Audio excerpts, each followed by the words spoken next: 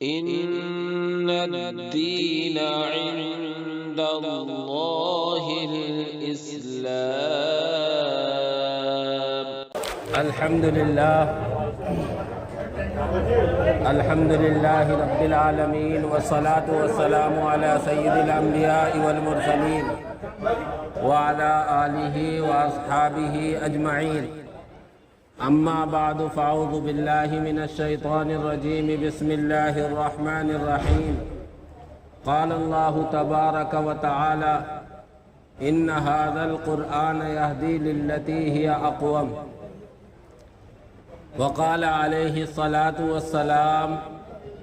من قام رمضان إيمانا واحتسابا غفر له ما تقدم من ذنبه، او کما قال نبینا صلی اللہ علیہ وسلم. محترم بزرگوں، بھائیوں، کوئی لمبی گفتگو کرنے کا یہ موقع نہیں ہے. دو باتیں آپ حضرات سے عرض کرنی ہیں. اللہ مجھے بھی ان باتوں پر عمل کی توفیق عطا فرمائے اور آپ سب حضرات کو بھی. اللہ کا فضل اور اس کا احسان ہے کہ اس نے ہمیں رمضان کا برکت والا مہینہ عطا کیا. یہ اللہ کا بہت بڑا احسان ہے.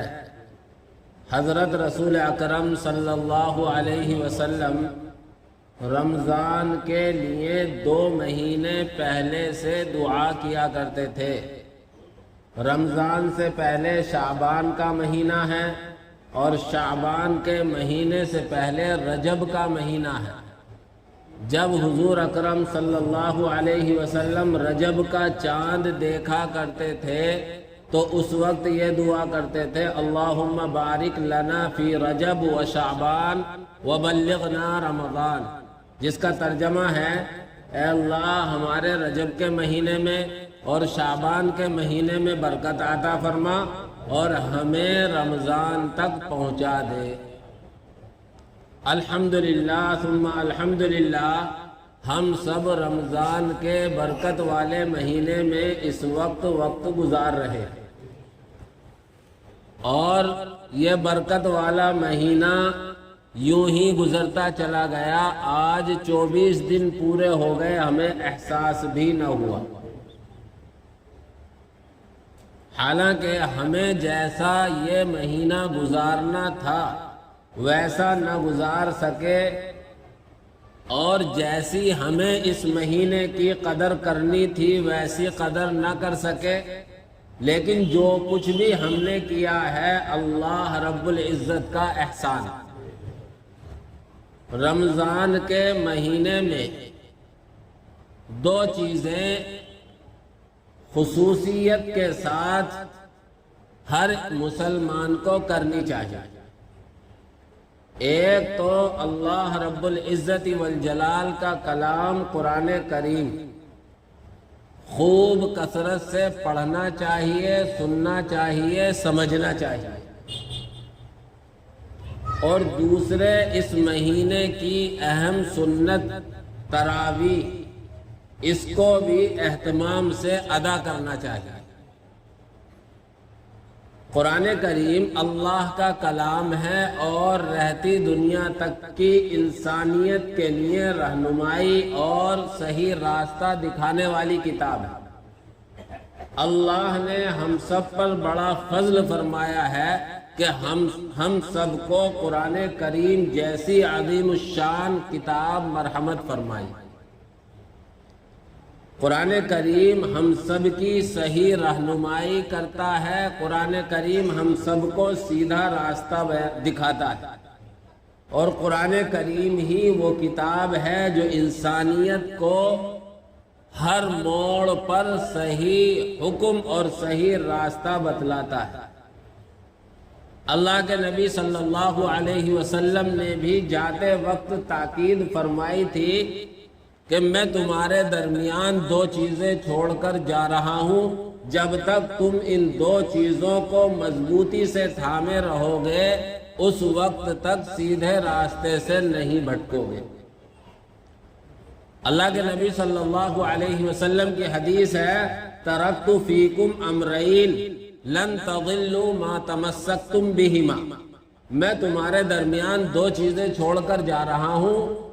جب تک تم انہیں مضبوطی سے تھامے رہو گے تم راہ راست سے نہیں بھٹک سکتے۔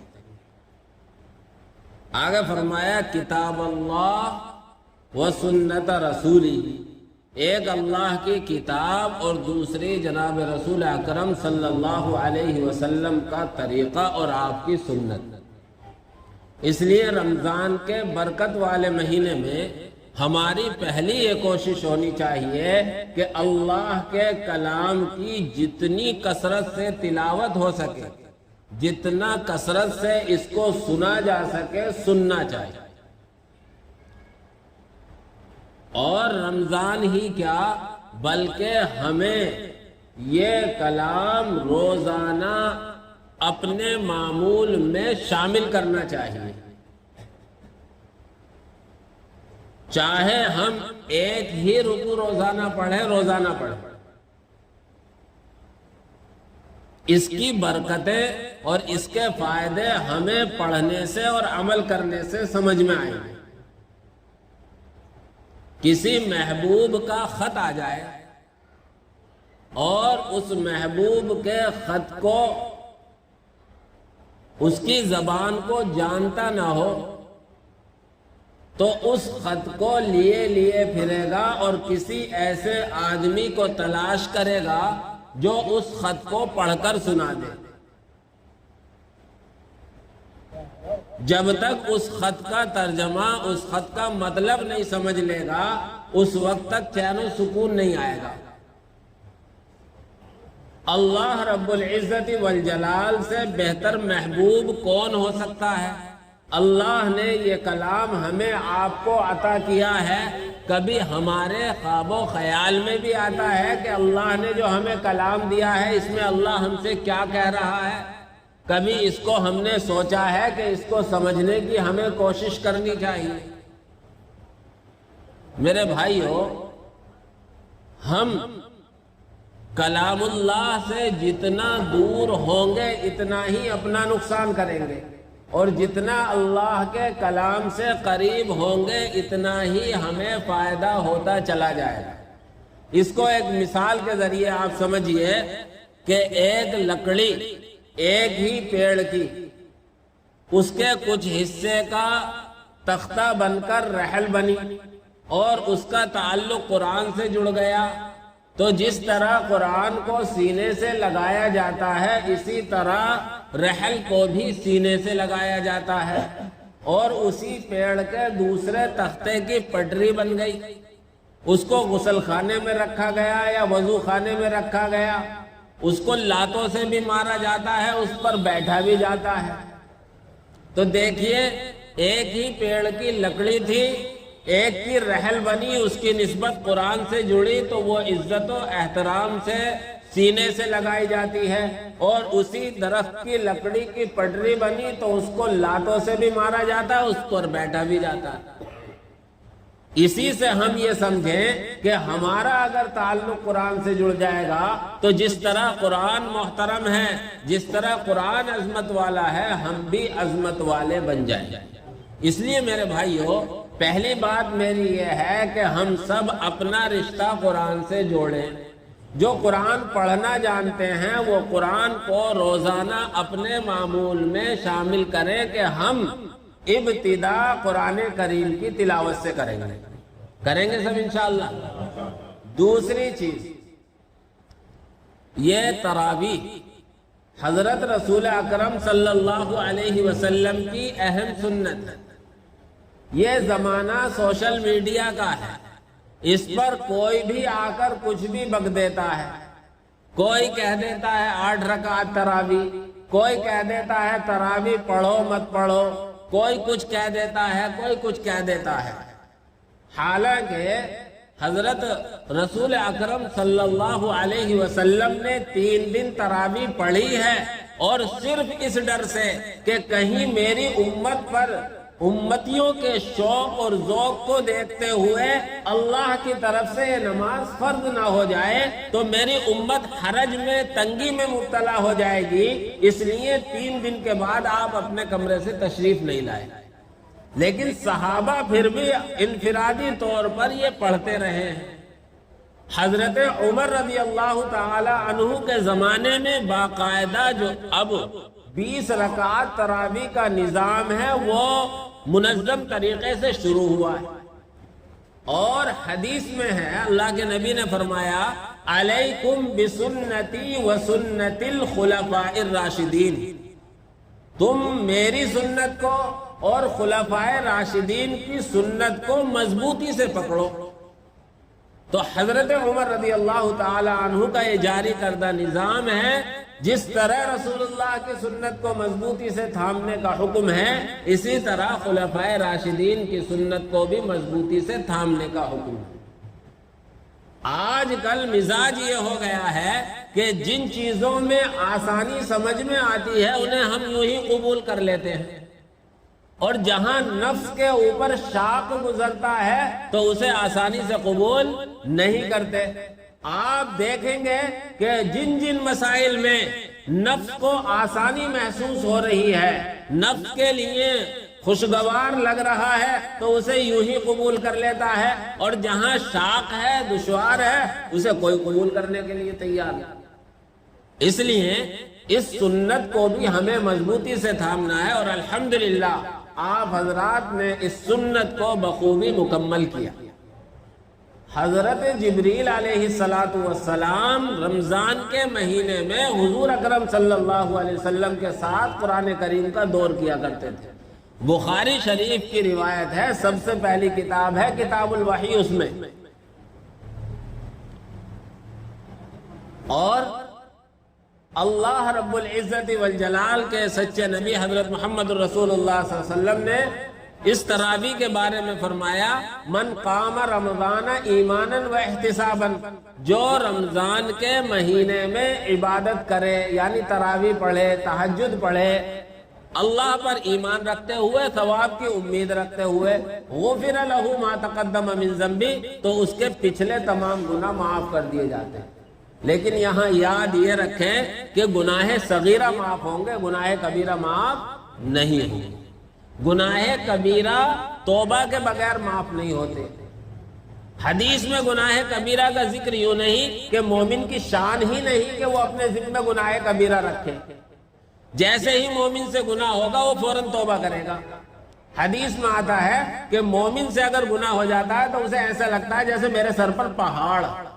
اور منافق سے اگر گناہ ہو جاتا ہے تو اسے ایسا لگتا ہے جیسے ناک پر مکھی بیٹھی اور اڑا دی۔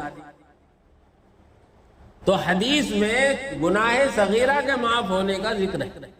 گناہ کبیرہ کوئی ایمان والا اپنے ذمہ رکھے گا نہیں۔ تو یہ بڑی خوشخبری ہے۔ اس لیے میرے بھائیوں، اب رمضان کے 5 یا 6 دن باقی ہیں،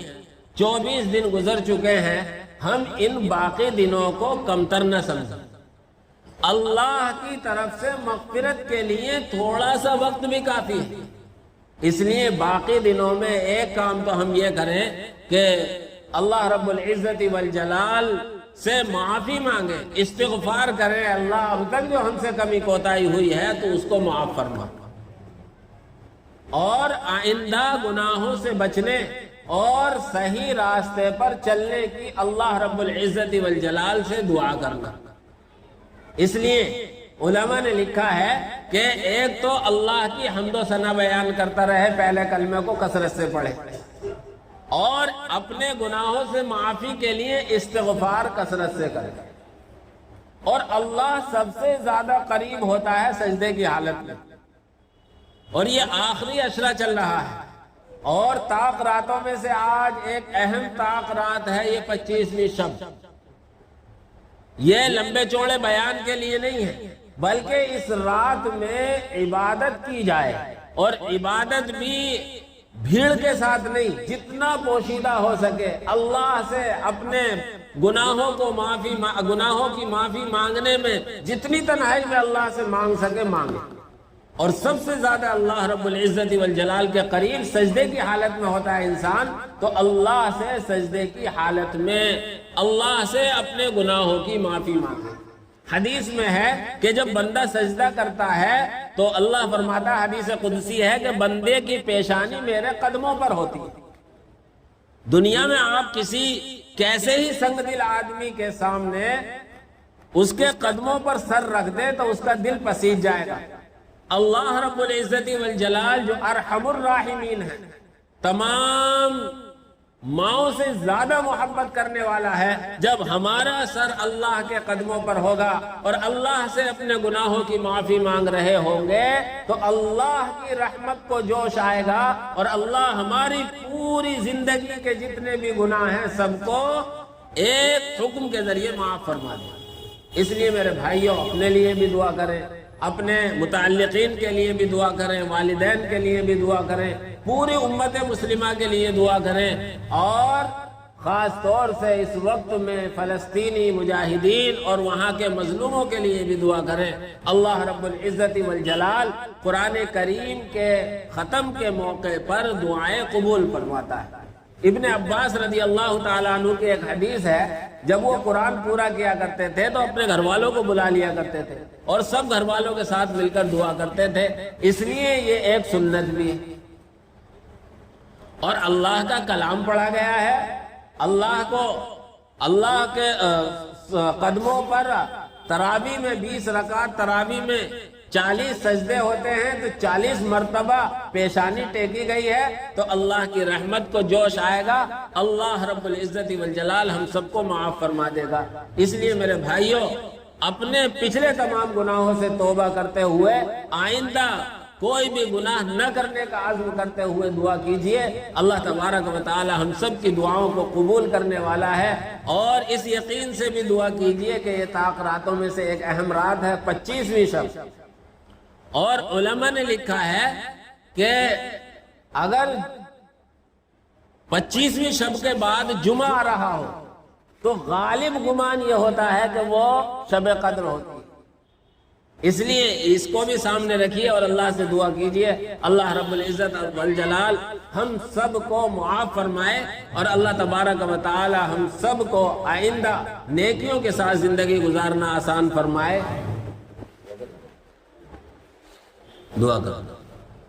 الحمدللہ رب العالمین، اللہم لک الحمد کلہ ولک الشکر کلہ ولک الثناء کلہ ولک المجد کلہ وإلیک یرجع الامر کلہ، اللہم لا نحصی ثناء علیک کما انت اثنیت علی نفسک یا ارحم الراحمین یا اکرم الاکرمین یا رب السماوات والارض یا رب السماوات والارض یا رب الاشجار یا رب الاحجار یا ربنا یا ربنا یا ربنا یا ربنا ارحم لنا فإنك خير الراحمين، ربنا اغفر لنا ولإخواننا الذين سبقونا بالإيمان ولا تجعل في قلوبنا غلا للذين آمنوا ربنا إنك رؤوف رحيم، ربنا آتنا في الدنيا حسنة وفي الآخرة حسنة وقنا عذاب النار، ربنا آتنا في الدنيا حسنة وفي الآخرة حسنة وقنا عذاب النار، ربنا لا تجعلنا فتنة للقوم الظالمين، ربنا اغفر لنا ولإخواننا الذين سبقونا بالإيمان ولا تجعل في قلوبنا غلا للذين آمنوا ربنا إنك رؤوف رحيم، ربنا ظلمنا أنفسنا وإن لم تغفر لنا وترحمنا لنكونن من الخاسرين، ربنا ظلمنا أنفسنا وإن لم تغفر لنا وترحمنا لنكونن من الخاسرين، ربنا ظلمنا أنفسنا وإن لم تغفر لنا وترحمنا لنكونن من الخاسرين۔ اے اللہ ہم سب کے گناہوں کو معاف فرما، خطایا سے درگزر فرما، سیئات کو حسنات سے مبدل فرما، اے اللہ رحم کا، کرم کا، عافیت کا معاملہ فرما، اے اللہ جو قرآن تراویح میں پورا ہوا ہے، جو ہم نے تراویح پڑھی ہیں، اے اللہ اس میں جو غلطی کوتاہی ہوئی ہیں اس کو معاف فرما، اے اللہ تو اس کو قبول فرما، اے اللہ اس کو اپنی بارگاہ میں قبول فرما، اے اللہ اس کا دنیا اور آخرت میں بہترین صلہ اور بدلہ عطا فرما، اے اللہ اس عبادت کے ذریعے ہم سب کی مغفرت فرما، اے اللہ ہمارے والدین کی مغفرت فرما، اے اللہ ہم سب کے مرحومین کی مغفرت فرما، ہم سب کے زندوں کی مغفرت فرما، ہمارے بڑوں کی بھی مغفرت فرما، ہمارے چھوٹوں کی بھی مغفرت فرما، اے اللہ ہمارے استادوں کی بھی مغفرت فرما، ہمارے شاگردوں کی بھی مغفرت فرما، اے اللہ ہم سے پہلوں کی بھی مغفرت فرما، ہم سے بعد والوں کی بھی مغفرت فرما، اے اللہ جو گناہ ہم نے جان بوجھ کر کیے ہیں انہیں بھی معاف فرما، جو اے اللہ بھولے میں انجانے میں کیے ہیں انہیں بھی معاف فرما، ہمارے تمام بڑے گناہوں کو بھی معاف فرما، چھوٹے گناہوں کو بھی معاف فرما، اے اللہ یہ اتنا بڑا مجمع تیرے گھر میں تیرے سامنے ہاتھ پھیلائے ہوئے ہے، اے اللہ کسی سخی کے در پر جاتا اسے بھی یقیناً رحم آتا، اے اللہ تو سب سے زیادہ رحم کرنے والا ہے، اے اللہ تو سب سے زیادہ اے اللہ عیبوں کو چھپانے والا ہے، اے اللہ تو ہم پر خاص رحم فرما، اے اللہ ہمارے عیبوں کی پردہ پوشی فرما، اے اللہ آج تک جو گناہ کیے ہیں جن کو تو جانتا ہے اے اللہ سب کو معاف فرما، اے اللہ یقیناً ہم نے ایسے گناہ کیے ہیں اگر تو ستاری کا معاملہ نہ کرے تو لوگ ہمیں تھوکیں، اے اللہ تو ہمیں معاف فرما، اے اللہ معاف فرما، اے کریم آقا معاف فرما، اے اللہ تو معاف فرما، اے اللہ تیرے دل کے سوا کوئی در نہیں، اے اللہ تیرے سوا کوئی ہمارا ہمدرد نہیں، اے اللہ تجھی سے لو لگاتے ہیں، اے اللہ کیسے ہی ہیں تیرے بندے ہیں، تیرے نبی کے امتی ہیں، اے اللہ اپنے گناہوں پر شرمندہ ہیں، اے اللہ ہم سب کو معاف فرما، اے اللہ ہم سب کو معاف فرما، اے اللہ اس برکت والے مہینے کے طفیل معاف فرما، اے اللہ نماز تراویح کے طفیل معاف فرما، نیک اعمال کے طفیل معاف فرما، اے اللہ اپنے نیک بندوں کے صدقے میں معاف فرما، اے اللہ ہم سب کو معاف فرما، ہمارے والدین کو معاف فرما، ہمارے چھوٹوں اور بڑوں کو معاف فرما، اگلے اور پچھلوں کو معاف فرما، اے اللہ بیماروں کو شفا عطا فرما، اے اللہ جو اسپتالوں میں ہیں شفا یاب فرما کر، اے اللہ عید سے پہلے انہیں گھر آنا آسان فرما، جو بہت سے لوگ دنیا سے جا چکے سب کی مغفرت فرما، اے اللہ ان کے گھر والوں کو صبر جمیل عطا فرما، ان کے بیوی بچوں کا اے اللہ کفیل بن جا، اے اللہ ان کا بہترین تکفل عطا فرما، اے اللہ ہم سب کو آئندہ کی زندگی صحیح راستے پر چل کر گزارنا آسان فرما، نفس و شیطان کے حملے سے ہم سب کی حفاظت فرما، اے اللہ نفس و شیطان کے حملے سے ہم سب کی حفاظت فرما، اے اللہ ہم سب کو کاروبار میں برکت عطا فرما، ہمارے کاروبار کو اے اللہ خوب رواج عطا فرما،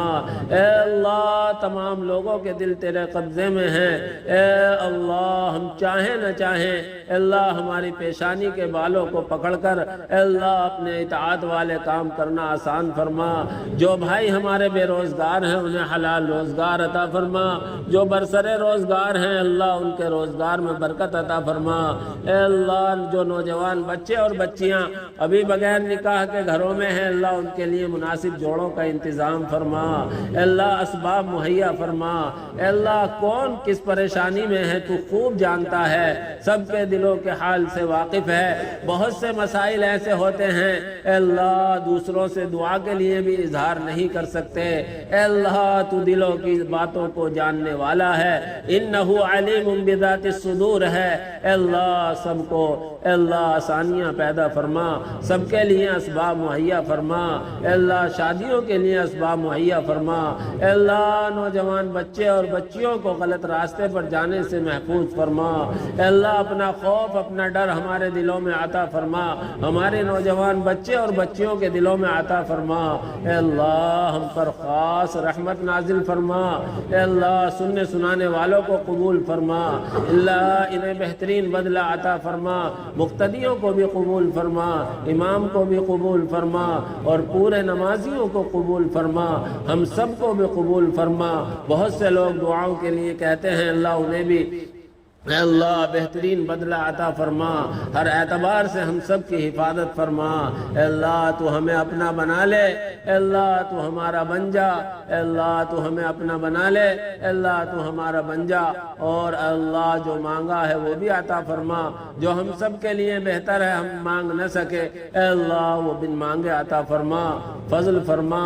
اے اللہ قبول فرما، اے اللہ قبول فرما۔ تجھے تیرے نبی کا واسطہ، اے اللہ قرآن کا واسطہ، ہر نیک بندے کا واسطہ، جو تجھے محبوب ہو اس کا واسطہ، اے اللہ تو قبول فرما۔ اے اللہ مسجد اقصی کو آزاد فرما، مسجد اقصی کو آزاد فرما۔ اے اللہ مجاہدین کی مدد فرما، اے اللہ مظلوموں کی مدد فرما، اے اللہ ظالموں کے ہاتھ مروڑ دے، اے اللہ انہیں چن چن کر ہلاک فرما۔ اے اللہ جنہوں نے قربانیاں دی ہیں، اے اللہ ان کی قربانیوں کو قبول فرما۔ اے اللہ اب دیکھا نہیں جاتا، اے اللہ بس کر، اے اللہ غیبی مدد فرما، اے اللہ بدر جیسی مدد فرما، اے اللہ بدر جیسی مدد فرما۔ اے اللہ یقیناً ہماری جھوٹی زبانیں اے اللہ لیکن حالات بہت سنگین ہو چکے ہیں، اے اللہ خاص نظر فرما۔ اے اللہ یہ شب قدر کی رات ہونا ممکن ہے، اے اللہ اس کے طفیل میں ان مظلومین کی مدد فرما۔ اے اللہ لاکھوں گھر اے اللہ بے گھر ہو چکے، اے اللہ زکوٰۃ کے مستحق ہو چکے، سڑکوں پر آ چکے، اللہ گندا پانی پینے پر مجبور ہیں، جنگلوں میں زندگی گزارنے پر مجبور ہیں۔ اے اللہ تو خاص رحم فرما، اے اللہ قبول فرما، قبول فرما، اے اللہ قبول فرما۔ ہماری کوتاہیوں پر نظر نہ فرما، اپنے فضل پر نظر فرما۔ تیرا قرآن میں ارشاد ہے وسعت رحمتی کل شیء، اسی طرح تیرے نبی کا فرمان ہے ان رحمتی سبقت علی غضبی، اے اللہ تیری رحمت تیرے غصے پر غالب ہے، اللہ تو اپنی رحمت کا معاملہ فرما، اللہ تو اپنی رحمت کا معاملہ فرما، پوری امت مسلمہ پر رحمت کا معاملہ فرما۔ اے اللہ قبول فرما، جو مانگا وہ بھی عطا فرما، جو ہمارے لیے ضروری مانگ نہ سکے وہ بھی عطا فرما۔ تمام دعاؤں کو آج تک جو مانگی ہیں اور جو مانگتے رہیں، اے اللہ سب کو حضور اکرم صلی اللہ علیہ وسلم کے صدقے میں قبول و منظور فرما۔ وصلی اللہ تعالی علی خیر خلقی محمد وآلہ واصحابہ اجمعین برحمتک یا ارحم الراحمین۔ اللہ